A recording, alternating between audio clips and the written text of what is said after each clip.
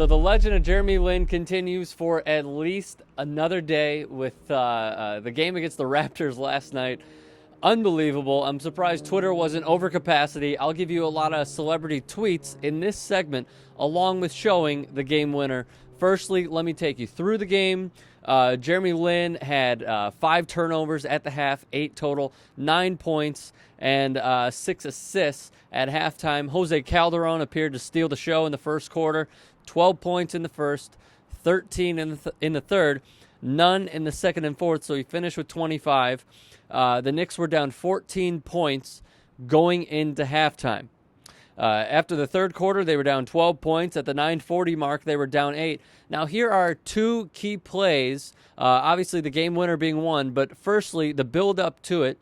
87-84, Raptors lead, 105 left. Iman Shumpert playing catch with Jeremy Lin, passes it back to Lin. He's at the top of the key, does a beautiful pump fake from on Linus Kliza from Missouri, the Lithuanian, drives in the lane, goes up against Amir Johnson, hangs in the lane against the 6'9" power forward, and gets an and-one. Here's that video. With a chance to tie.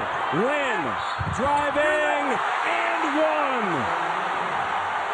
That video courtesy of TSN. Did you see Iman Shumpert and Landry Fields' reaction on the bottom of the screen?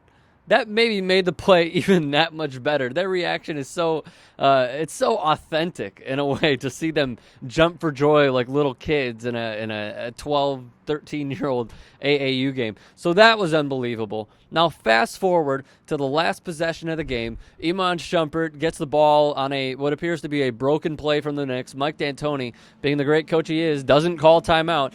Iman Shumpert makes a move, has a wide open shot from about 15 to 17 feet on the left alley, tries to bank it in, goes off the window, does not hit it. Luckily, Tyson Chandler gets the rebound off the rim, gives it to Jeremy Lin, and what everyone is talking about that you should know about today, here is that video.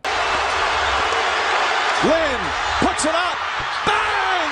Jeremy Lin from downtown, and the Knicks take the lead. So, I mean, how can you not smile when you're looking at that? You see Jeremy Lin sizing up Jose Calderon. Calderon gives him a little too much space. It was so good. It was so good. And Mike Breen's call was so good. His trademark bang as a shot goes right in. It's totally good, courtesy of MSG, of course, on that call. Elias Sports Bureau looked into the numbers that Jeremy Lin has put up since the 76-77 ABA-NBA merger, and he has the most points out of any player in his first 5 starts with 136. Shaq behind him at 129. Then you see Freeman Williams, Jerry Stackhouse following them. So in the first 66 seasons, Elias also did this. In the first 66 seasons of Knicks basketball, only 2 other players have 6 straight games of 20-plus points and 7 or more assists. Jeremy Lin is on that list, along with Michael Ray Robinson and the great Walt Frazier. After the game winner, though, did you see all those Taiwanese flags? Did you see all of them in the background? These people are coming out in masses to all these games. So speaking of support, I want to go back to Twitter. A lot of celebrities had some really good reactions, including Spike Lee to Jeremy Lin's game winner. Firstly, starting with Spike Lee, to juice it up a little bit. Floyd Mayweather, I hope you watched Jeremy hit the game-winning three-pointer with .005 seconds left.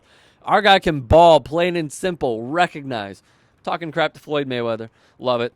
Darren Ravel of CNBC. Carmelo has made $1,129,181 in his last 5 games he hasn't played in.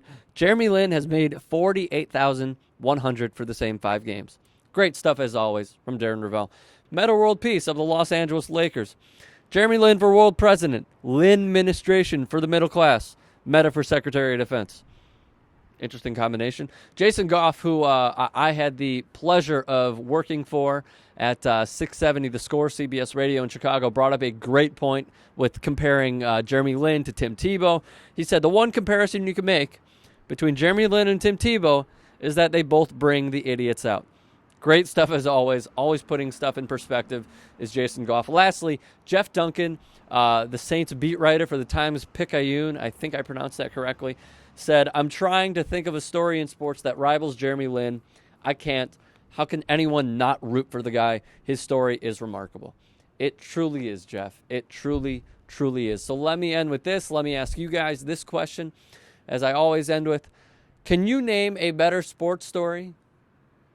Plain and simple. Could you name a better sports story than Jeremy Lin and what's going on right now and this road to redemption of not getting drafted, being a standout at Harvard, getting cut by his hometown team, signed and cut by the Rockets, signed by the Knicks, putting up these numbers, coming out of nowhere? Do you have a better story? Let me know. Tweet at me, at Rick Strom. Facebook page. Give us your thoughts, facebook.com/TYT Sports.